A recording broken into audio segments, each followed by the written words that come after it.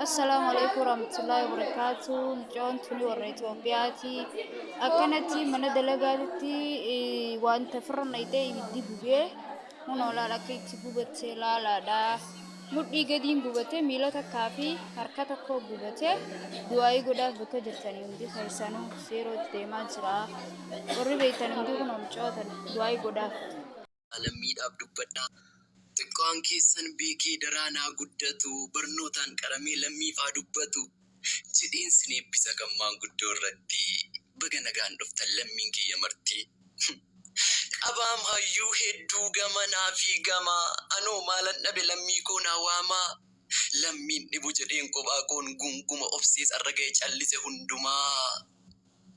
Jitti marmiin teenya lammii eegaa jirti nuti si waamna irra iddoo seenaatetti dirqama kee ba'uuf qophooftar taati.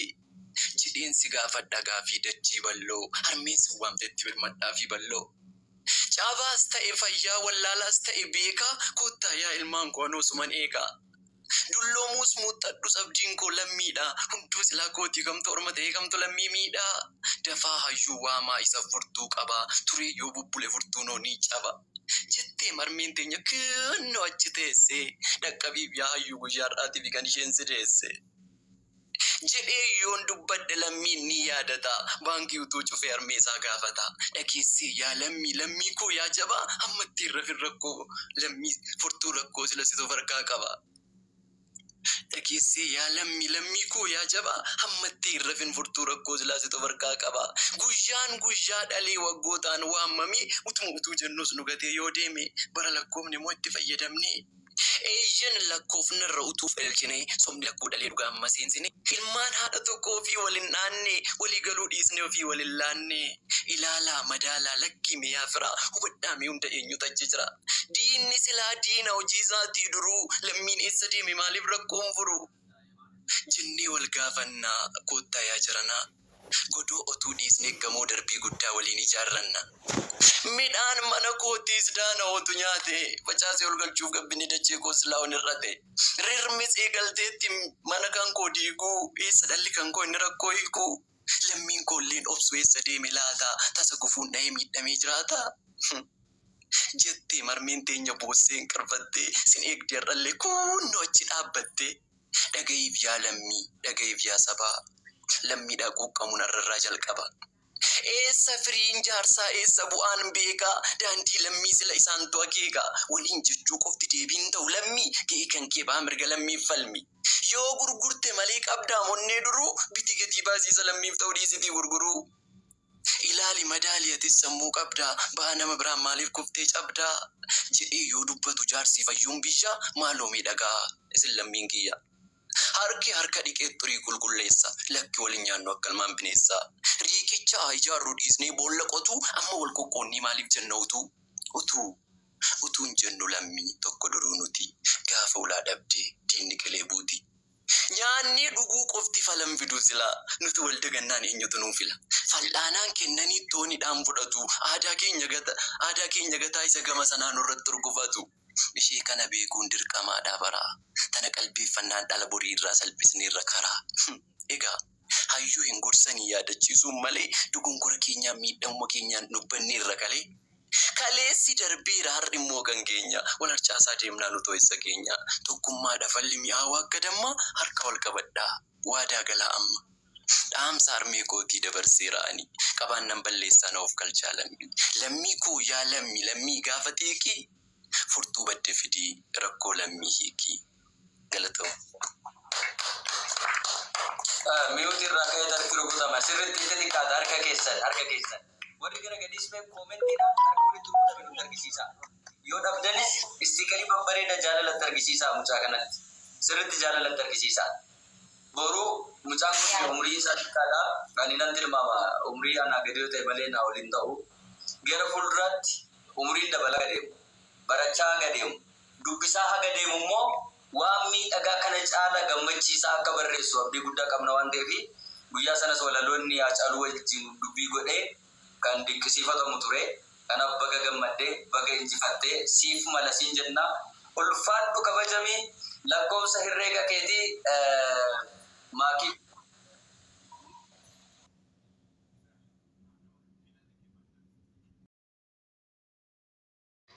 Kale sana gauman dalagaa biraa deeme. Yaa namni akka haadha manaatiif abbaa manaatiif wal loluu waanuma jirtu. Okay. Sunillee haadhaa miti waan turaadha. Tarii jireenya biyya kanaa kanatti hin tolle jettee yeroo baay'ee haasofti. Waan addatti ammoo meeshaa guurachiisee waan isii baasisu waan isiin qabdu hin beeku beektaa hin qabdu waan akka isanii waliin hin qabnu. Yoggaa manaa baatee deemtu san kaleessa naa dawwaltee bakka dalagaa osoo hin jiru. Andikoo dheengadda na dhukkubaa bulee jennaan maal taateetta bar dheengadda nu galgala kiniini soqaa turtee maal taateetta naan jettee naan bar mataa na dhukkubee farastaamoolii soqaa ture ati bakka keetti hin argine jedheen. Gana amma akkam jirtaree dalagaa dhiisii kootu kaayee gasi dhukkubaa hiraatee naan jetti. Ati bakka hojii jirtaa isiin mana jirtii jechuun. Dhiisii kootu naan jennaan amma bakka ilaala rakkoon hin jiru. Laaleetuma dalageetuma galgala dhukkube galgala dhiisee dhufaa jedhaan. Eegasi dhukkubaa ta'e dhiisii kootu naan jette. Lama bakka wayyaa qaba wayin dalagaa amma yoo waa dalagee jedhaanii dalagaa hedheetuma biraa deeme. Ogaa kana jennu nagaumaan nagaatti jenneetuma adda deemna malee wanti takkatti walitti hin dubbanne. Jechuun amma fakkeenyaaf isiin hojii irraa baatee dhuftee mana jirti moo durmaayyuu mana teessisitu bakka hojii ta'a? Isiin baay'ee illee dalannaa akka biyya kana dhufte afaan illee waan hin beekneefi. Aga as dhufte baay'ee illee hin dalanneeyyuu. Baataatu dheengadda kalee malee gaafa torbee takka wayii mana dalagaa turtee dhiistee dhufte. Sanillee nama dhaqee fuudhee jechuudha. Hin dandeenye naan taane jennaan nama dhaqee fuudhee bakka dalagaati. Akkas jennaan bakka meeshaa silkii waliin haasofnee chaaw jennee adda cufannee amma qabaan kaleessa hin baay'ateera akka isin hunduu qabeeytanii. Gabayaa manaa jettee waan natti himteettuuf la'a gabayaa kan deemneefi yoo itti dawwalee jedhu silkiin daqiiqa manarraa cufame san daqiiqama sanii cufaadha silkiin. Agatti masanitti jechuudha. Agatti masanii cufaadha akkasumatti amma achi dhakaamuka bu'aa oowwasan keessa dhakaamuka bu'aa fiigee yoo dhufee jedhu yoo mana seenu meeshaan takkatti mana jirtu. Meeshaa ofii guuratteetuma deemte. Daamatti wayii ta'u obboleetti xiyyaawwatu mana jira. Daamatti sana immoo gaadaa seensistee akka isiin gaadaa gadi hin baane gaadaa itti cuuftee. Akkasiin mari'atteetuma marimaan namni dha'ee fi fuutee ijoolleen durbaa wayii dhuftee fuutee deemteeni bakka kana bakka amma mana yookiin gabbuute jechuudha. Ijoollee dhufee fuudhee jechuudha. Nama dhufee fuudhee amma kaameraa yoo ilaalu jechuudha. Kaameraa kadhadhee bansiifadhee kaameraa birriin kadhadhee bansiifadhee kaameraan sun fagoo irraa yoo mul'isee jedhu gisee namni meeshaa fuudhee bajaajii keessa kaa'u ijoollee durbaa in argisiisa. Waan akkanaati ka uummata. Jechuun fakkeenyaaf isiin faamilii biyya kana keessa obboleessa ta'uu danda'a. Ammallee taree deebi'eetiin faamiliin isii biyya kana keessa namni isiin itti dhiyaattu yookaan sirriidha namni akka gaafa wal jaalate wayii taa'uun hin jiru waan namni wal godhaa jiru kun miidiyaa kanarratti argartanii miti yookaan isinii miti abbaan ilmootiif haati ilmootiyyuu kun adda bayaniitumaan jiraataa jiranii wal dhabuunis walitti bu'uunis jira. Garuu amma bakka kanatti yeroo wal dhabdani namni isiin kaatee bira dhattu yookaan ammoo itti dheessitu yookaan fiiddee bira dhattu jira namni sun namoota sanniin gaafattee. Hagaan beekuun nama hin qabdu yoo namni wayii obboleettiin ishii jaarman jirti. Obboleettiin ishii jaarman irraa nama mucayyoo wayii wal barsiisteetti biyya kanatti. Mucayyoo sanii silkii kun ka'ee nuti jedhee guyyaa takka yeroo fagoo amma gajiyaa torba moo sadii akkas ture irraa gaafadheeni. Mucayyoo akkanaatiin ajjennaan nama ani hin beekne ati firaati ani hin beekne ati akkamii beektaa garumatti jedhee gaafadheen.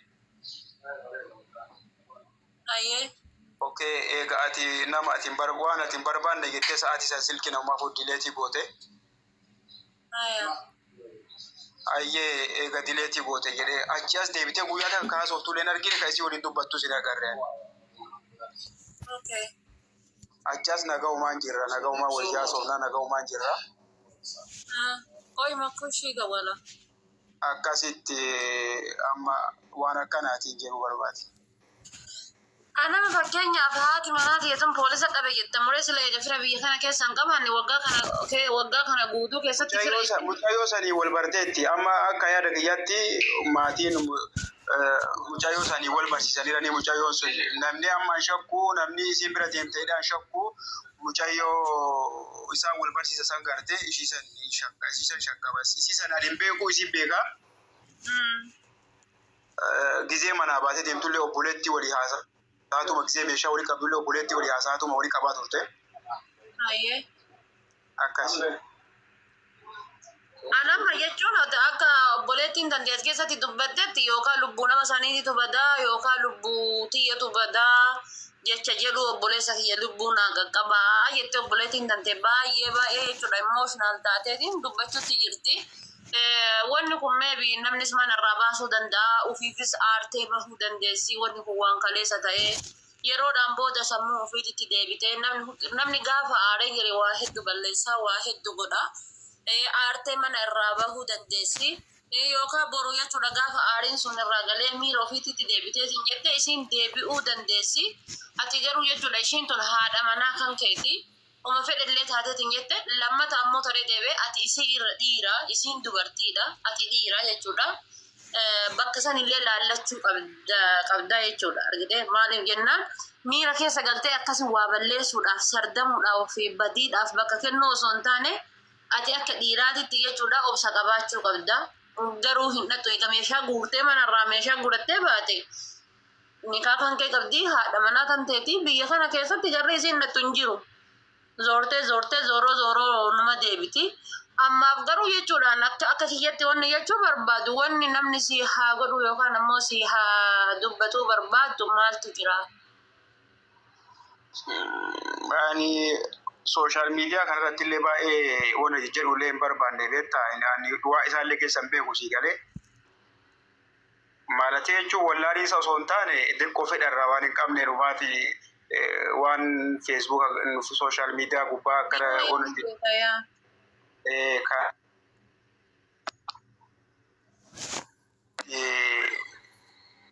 Wanna jedha ani wanti na gargaara.